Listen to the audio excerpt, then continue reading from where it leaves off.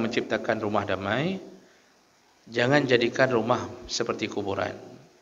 Rasulullah yang mengatakannya, la taj'alu buyutakum maqabir. Jangan jadikan rumah kalian seperti kuburan. Inna syaitan yanfiru minal bait allazi tuqra fihi suratul Baqarah. Rasulullah sambung, sesungguhnya syaitan melarikan diri dari rumah yang dibacakan surat Al-Baqarah di dalamnya. Matikanlah lampu. Artinya matikan lampu kalau mau tidur. Fa inna syaitan la yakhlu siqaan wa la yaftahu baban wa la yakshifu inaan. Karena sesungguhnya syaitan tidak akan mampu membuka tudung saji. Tempat makanan dia enggak sanggup buka, tempat minuman dia enggak sanggup buka, bahkan pintu pun dia enggak sanggup buka. Kapan itu terjadi? Assalamualaikum warahmatullahi wabarakatuh. Banyak sekali pertanyaan jamaah, Ustadz kasih kami channel untuk kajian anak-anak muda. Di antara anak muda berasal dari Aceh, luar biasa, channelnya Maulizul Akbar Nak. Tonton, subscribe, like, share, komen. Assalamualaikum warahmatullahi wabarakatuh.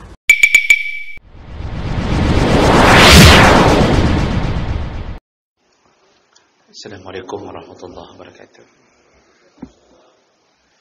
Alhamdulillahirabbil alamin. Wa bi ni'matihi tatimmus shalihat. Asyhadu an la ilaha illallah wahdahu la syarika lah. Wa asyhadu anna Muhammadan 'abduhu wa rasuluhul karim. Allahumma shalli wa sallim ala nabiyyina wa sayyidina al-Mustafa Muhammadin wa ala alihi wa ashabihi ajma'in. Amma ba'd. Rabbi shrah li sadri wa yassir li amri wa hlul 'uqdatam min lisani yafqahu qawli. Segala puji bagi Allah, kemudian salawat dan salam pada Rasulullah, pada keluarga dan seluruh sahabat-sahabatnya. Ya Allah muliakan insyaallah jamaah salat maghrib dan Isya, bapak-bapak yang telah hadir karena Allah. Mudah-mudahan Allah balas dengan surga insyaallah. Kita akan sambung pelajaran tentang adabul manzil, yaitu adab seputar masalah rumah. Kita sudah membahas ini pertama.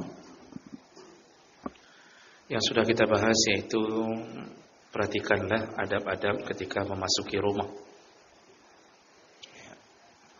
Dimulai dari mengetuk pintu dengan lembut, kemudian jangan buat kejutan bagi orang di rumah. Jadi jangan buat prank atau sesuatu yang mengejutkan bagi istri di rumah, karena dengan datang tiba-tiba bahkan kadang-kadang membuat istri tidak siap menerima suaminya.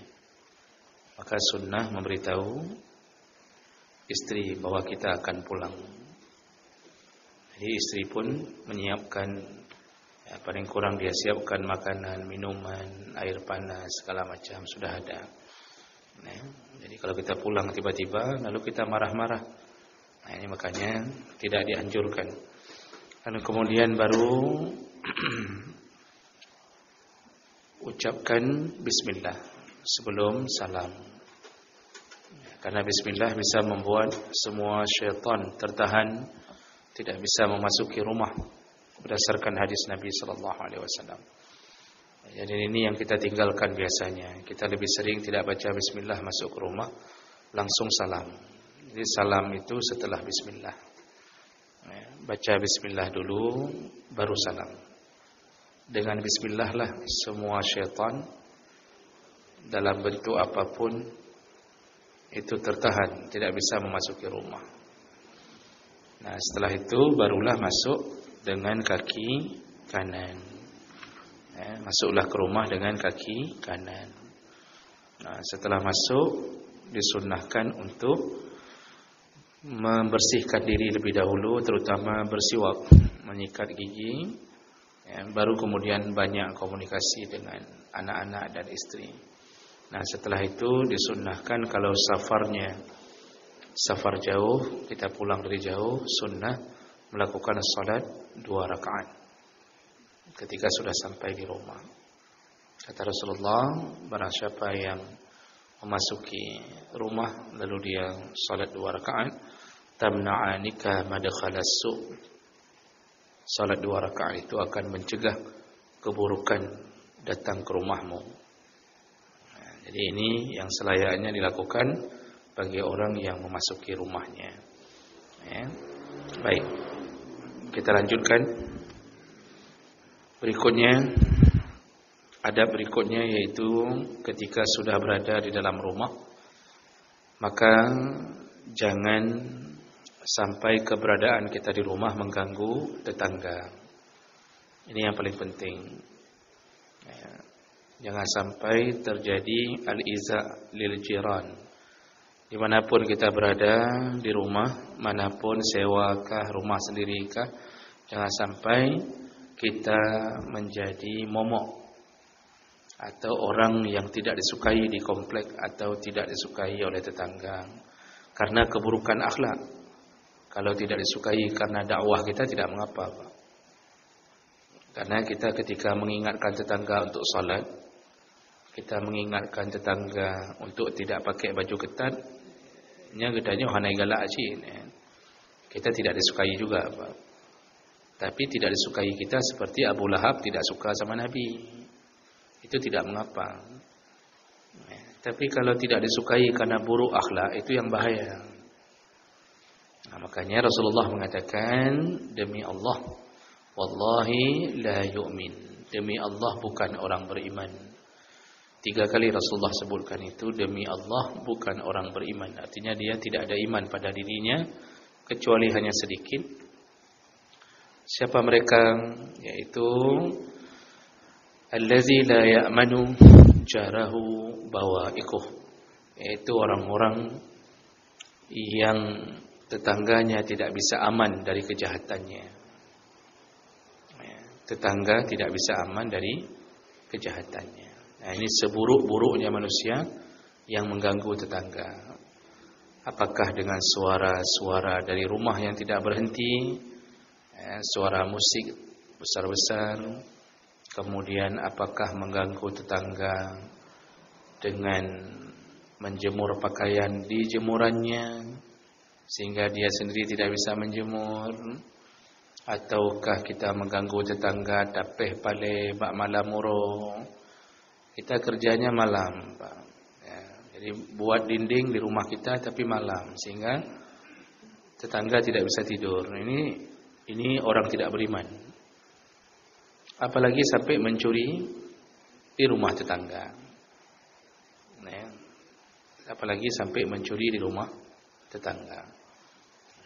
Komplek kamu nah, Pak. Pencuri. Ya. Nah, berarti yang bawahnya. Itu seburuk-buruknya manusia. Karena Rasulullah pernah ditanya, ya Rasulullah, sebutkan mana dosa besar. Kata Rasulullah, mencuri. Lalu Rasulullah mengatakan, tapi mencuri di rumah tetangga itu 10 kali lipat dosanya dibanding mencuri di kampung orang. Mencuri di kampung sendiri, arti kampung sendiri ya tetangga-tetangga, itu 10 asyara marrat, 10 kali lipat lebih besar dosanya daripada mencuri di kampung orang yang tidak ketahuan. Maksudnya kan geyu cemucu kampung kau.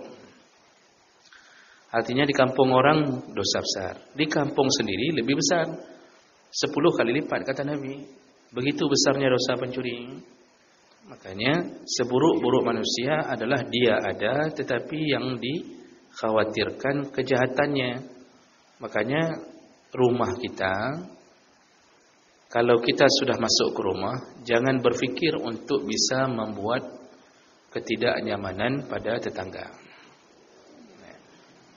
Berfikirlah agar kita berbuat kebaikan. Kalaupun tidak bisa berbuat baik, paling kurang jangan beri mudarat. Tadu irumuh rote. Kita duduk saja, jangan ganggu-ganggu.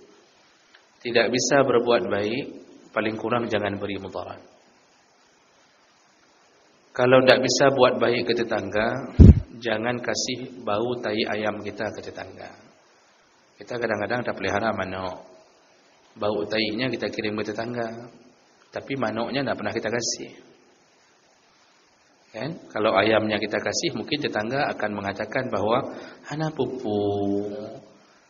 Tapi manuk hijau katanya. Manuk tiga kan hana pupu kata tetangga. Itu kalau kita tidak ada kasih ayamnya. Ini ayam tidak kita kasih, yang kita kirim bau tainya. Apalagi musim hujan. Musim hujan kan mau manuk, mau iti itu pak seperti bau tai kucing. Tidak bisa tidur dia.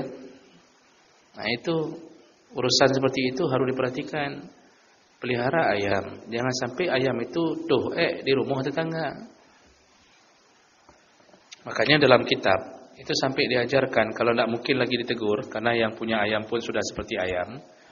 Kalau tidak mungkin lagi ditegur, dibolehkan menyembelih ayam itu. Dibolehkan sembelih masak kari ayam, kirimkan ke tetangga itu. Tulis sedikit di bawah piringnya, nyo manuk gadang. Inilah ayammu. Nah, cuma resikonya kalau sudah sembelih, kalau dia minta ganti, wajib ganti, karena itu bukan harta kita. Itu yang jadi masalah. Nah, jadi hiduplah dalam rumah tanpa membuat keburukan pada orang lain. Sampai pada hal-hal yang sederhana, Pak. Ini sudah pernah saya sebutkan. Jangan sampai seng rumah kita mengalir air ke atas seng rumah tetangga yang mengganggu hidupnya. Jadi jangan sampai gara-gara ada rumah kita bocor rumah orang samping. Gara-gara talang air kita arahkan ke rumah tetangga. Itu tidak boleh. Kita tidak bayar sampah, tapi sampah kita campak ke dalam tumbruh tetangga yang bayar. Bayar sampah itu kan 15.000 sebulan, penuh minum bayar sampah 15.000 kan. Tetangga bayar, kita tidak bayar. Cari pre, mbak truk 15.000 minta pre-nya dikak krian Pak. Sudah. Tapi sampah diam-diam jam 3 malam kita buang ke tung dia. Penuhlah tung dia. Sehingga pas dia mau buang sampah selalu penuh ini dia. Itu tidak boleh. Sediakan tong sampah sendiri. Sampai segitu diajarkan. Nah, begitu adab yang paling utama ketika kita berada di rumah kita sendiri. Baik. Berikutnya, adab berikutnya dalam rumah. Ini kita sedang bicara tentang adab di dalam rumah. Sebelumnya adab ketika memasuki rumah. Adab berikutnya adalah jadikanlah rumah menjadi damai. Jadikanlah rumah itu damai. Bagaimana cara menciptakan rumah damai? Jangan jadikan rumah seperti kuburan. Rasulullah yang mengatakannya, la taj'alu buyutakum maqabir. Jangan jadikan rumah kalian seperti kuburan. Inna syaitan yanfiru minal bait allazi tuqra fihi suratul Baqarah. Rasulullah sambung, sesungguhnya syaitan melarikan diri dari rumah yang dibacakan surat Al-Baqarah di dalamnya. Ini apa ini? Hadis riwayat Muslim ini mengajarkan rumah itu diciptakan kedamaian. Caranya agar Allah menurunkan berkah dan rahmah ke dalam rumah, sering-seringlah baca Quran dalam rumah. Tambah dengan salat-salat sunnah. Makanya dalam fikih semua salat sunnah itu sunnahnya di rumah, kecuali salat tahiyatul masjid. Yang paling mungkin rumah. Bapak ada salat tahiyatul masjid di rumah? Kalau di rumah namanya tahiyatul rumah. Ini salat tahiyatul masjid enggak mungkin di rumah. Tapi salat qabliyah sunnahnya di rumah. Ini yang sebenarnya begitu. Ba'diyah sebenarnya di rumah, lebih utama. Duha di rumah. Salat tahajud pasti di rumah. Jadi semua salat sunnah itu di rumah. Rasulullah yang mengatakannya, "Shallu fi buyutikum illa al-fardhah." Salatlah di rumah kalian kecuali yang fardu. Yang fardu disuruh ke masjid. Tapi yang sunnah diperbanyak di rumah. Apa tujuannya? Membuat agar suasana rumah dirahmati Allah dengan banyaknya berzikir dan mengingat-ingat Allah dalam rumah itu, dengan salat sunnah, dengan bacaan Quran, sekaligus membuat syaitan tidak betah berada di dalam rumah kita. Kalau kita punya rumah, kita bacakan Quran dengan teratur, Pak, walaupun si malam si on katanya. Kita sambung sudah sampai juz 30 ulang lagi. Kita terus sambung dalam rumah habis solat subuh, habis solat maghrib. Kita baca. Itu syaitan. Kalau kita sudah istiqamah, itu tak mungkin lagi dia mau tinggal di situ. Tak mungkin. Karena dia tidak sanggup tahan dengan rumah yang ada zikir-zikir menyebut nama Allah di dalamnya.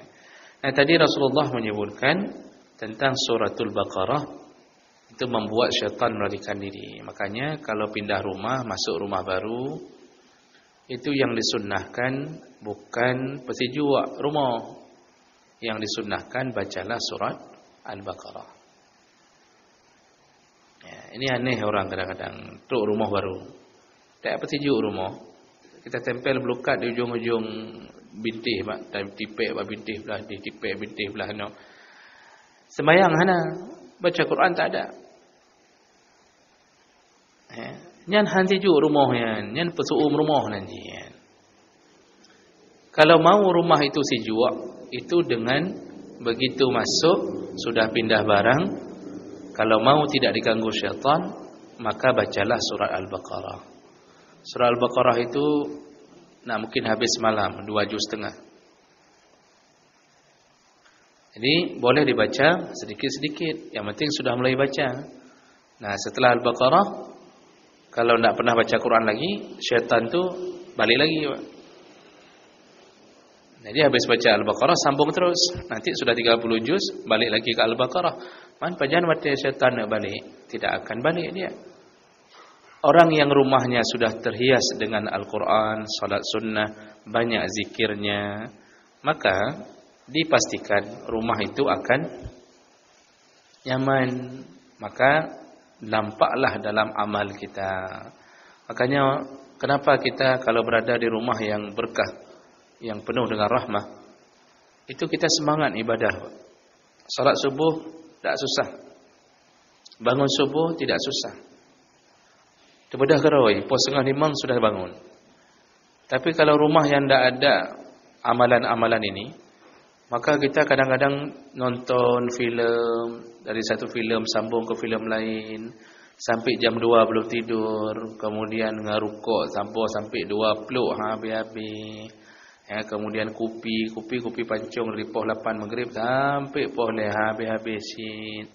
Lalu kemudian kita setelah tidak bisa tidur, kita ajak kawan atau ajak isteri main catur. Pokoknya rumah lam-lamnya laju-laju. Begitu-begitu terusan. Subuh jam 8 bangun, jam 9. Ibadah tidak kuat. Bahkan tidak ada ibadah. Kenapa? Syaitan menguasai rumah itu. Tidak ada penghalang bagi syaitan untuk menguasai rumah. Sedangkan Nabi mengatakan, ma min qaryatin, kalau ada satu komplek atau satu kampung, lam tuqam fihi al-jamaah salasata ayyam, yang tidak didirikan salat berjamaah di kampung itu selama 3 hari. Artinya tidak ada azan. Tidak ada jamaah di kampung itu selama 3 hari saja, istahwaza alaihimus syaitan. Dipastikan kampung itu pasti dikuasai oleh syaitan. Ya, jadi kalau satu kampung tidak ada lagi suara azan, tidak ada lagi orang yang mendirikan jamaah 3 hari, kata Nabi, tidak perlu 3 tahun, 3 hari saja kosong daripada azan dan jamaah, kampung itu segera dikuasai oleh syaitan. Kalau kampung sudah dikuasai syaitan, kita lihatlah orang kampungnya, Pak. Anak muda sabedum, yang perempuan bersolek-solek, jak seput, datang jalan-jalan sore pakai celana ketat. Itu kemudian sesama orang kampung kalau ada masalah tidak mau musyawarah, langsung main tak parang saja. Jadi semua perilaku dibuat oleh syaitan. Jadi yang provokator banyak, yang membuat masalah banyak. Itu kampung dikuasai syaitan. Kenapa? Tidak ada suara Allah, tidak ada kalam Allah. Kalau kampung saja bisa dikuasai syaitan, apalagi rumah. Kampung bisa dikuasai syaitan, apalagi rumah. Makanya perlu menghiasi rumah dengan salat sunnah dan zikir-zikir termasuk Al-Quran. Sebenarnya salat-salat qabliyah ba'diyah itu di rumah. Cuma karena kita jauh dari masjid, ya tidak usahlah di rumah. Takut habis kita salat qabliyah lalu kita ke masjid. Begitu di masjid tinggal ba'diyah, tidak ada lagi salat di situ. Akhirnya kita cuma salat qabliyah nama ba'diyah, salat maghribnya tidak ada orang. Jadi yang jauh-jauh dari masjid nyan hana pupuja aja masjid. Nanti ba'diyah juga begitu, salat aja di sini. Tidak usah pulang ke rumah bagi yang kira-kira kalau sudah sampai ke rumah tidak salat lagi. Kan banyak yang begitu, Pak. Kalau sudah sampai ke rumah hendak sembahyang ni, makanya sembahyang juino hendak popo. Sudah. Jadi itu cara jaga rumah, yaitu buat rumah damai dengan melakukan amal-amal sunnah. Berikutnya, disuruh biasakan dalam rumah membaca bismillah dalam setiap kegiatan rumah. Yang ada. Kan tadi sebelum masuk rumah suruh baca bismillah. Sudah. Di dalam rumah pun itu disuruh sering-sering baca bismillah dalam semua kegiatan di rumah. Rasulullah SAW memberi contoh begini. Dalam hadis riwayat Muslim, "Ghattu al-ina," kata Rasulullah, tutuplah bejana. Jadi kalau ada tempat-tempat air suruh tutup. Wa auqu as-saqa.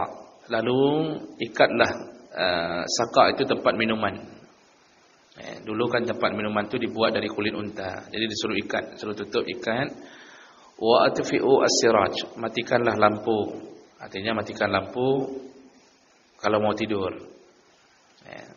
Fa inna syaitan la yakhlu siqa'an wa la yaftahu baban wa la yakshifu ina'an. Karena sesungguhnya syaitan tidak akan mampu membuka tudung saji. Tempat makanan dia enggak sanggup buka, tempat minuman dia enggak sanggup buka, bahkan pintu pun dia enggak sanggup buka.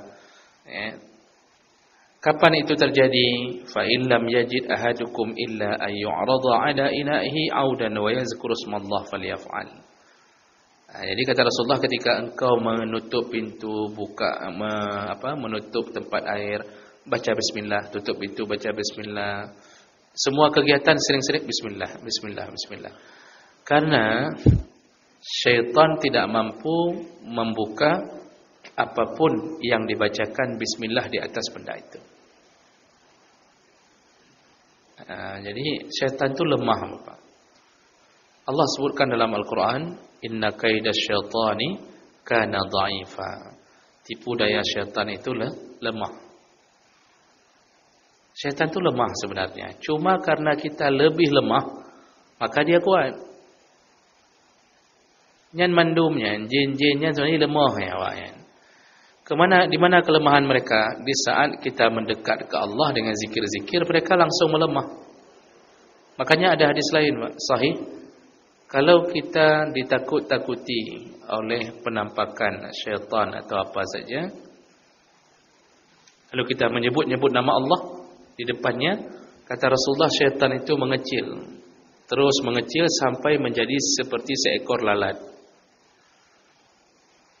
Jadi merempok jin, kita sebut-sebut nama Allah, maka dia mengecil seperti seekor lalat. Kebalikannya dalam hadis itu juga, kalau kita tidak menyebut nama Allah, malah merasa kita takut dengannya, maka dia membesar seperti istana, kata Nabi, hatta yaj'alul qasr. Dia membesar seperti istana. Jadi raya.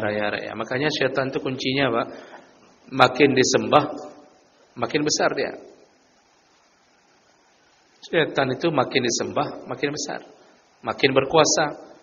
Makanya kalau lewat jembatan, lalu kita mengatakan di ujung jembatan, di awal naik jembatan kita bilang, izin ya, kamu lagi izin izin kami mau lewat. Nyan jin nyan tamah raya je, karena disembah.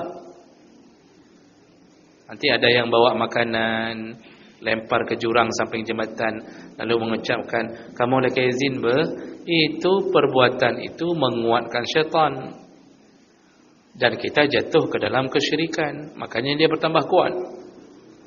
Tapi kalau kita lewat jembatan lalu kita membaca zikir kepada Allah, boleh baca zikir khusus, Pak, menghadapi syaitan, Contohnya Nabi mengajarkan bismillahilladzi la yadurru ma'asmihi syai'un fil ardi wala fis sama' wa huwas samiul alim.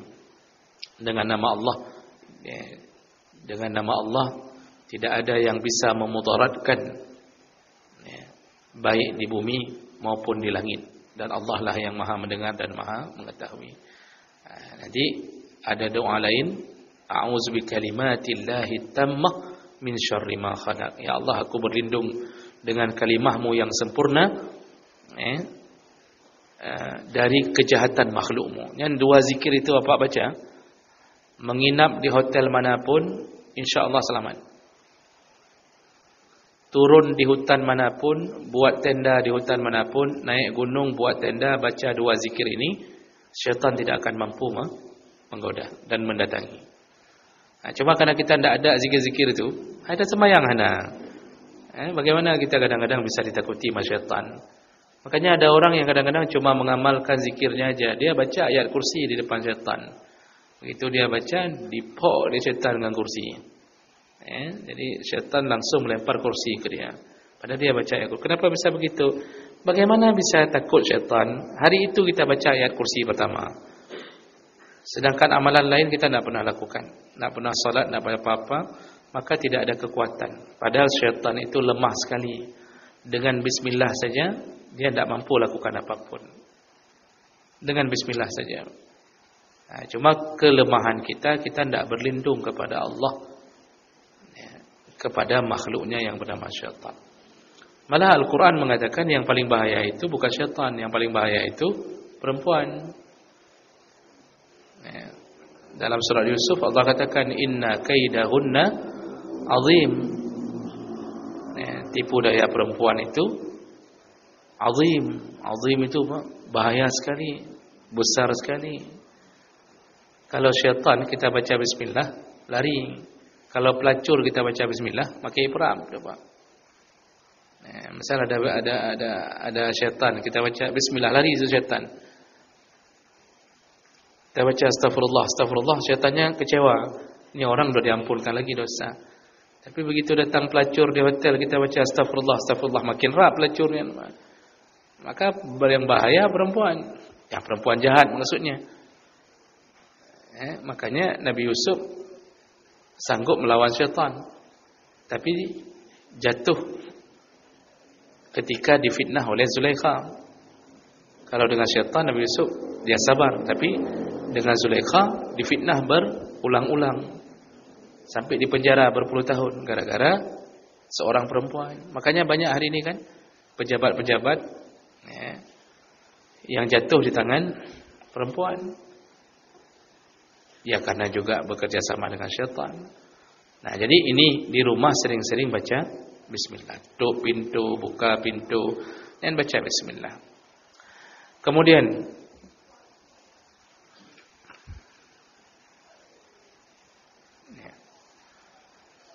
pada menit itu Pak ya. Baik, satu lagi setelah itu kita bertanya jawab. Berikutnya adalah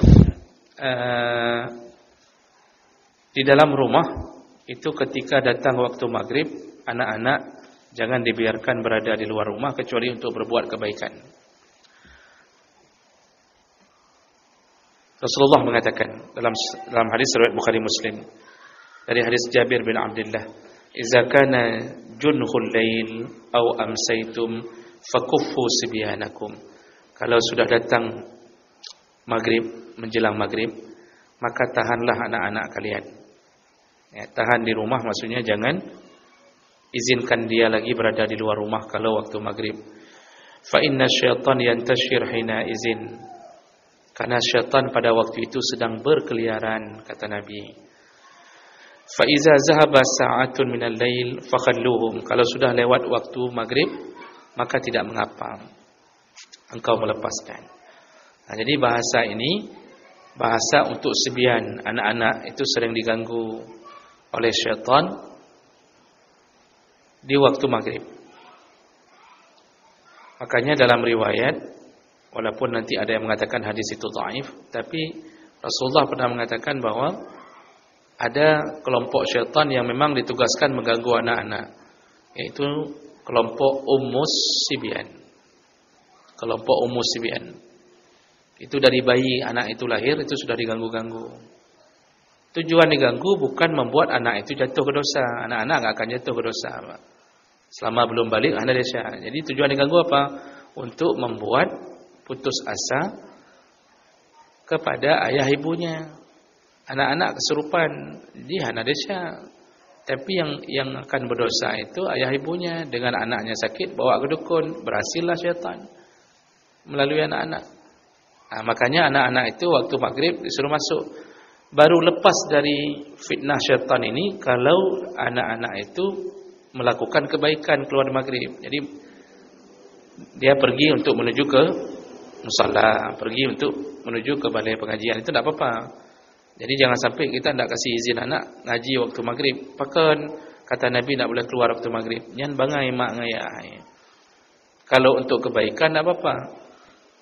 Tapi kalau untuk bermain-main di luar menjelang maghrib, itu jangan.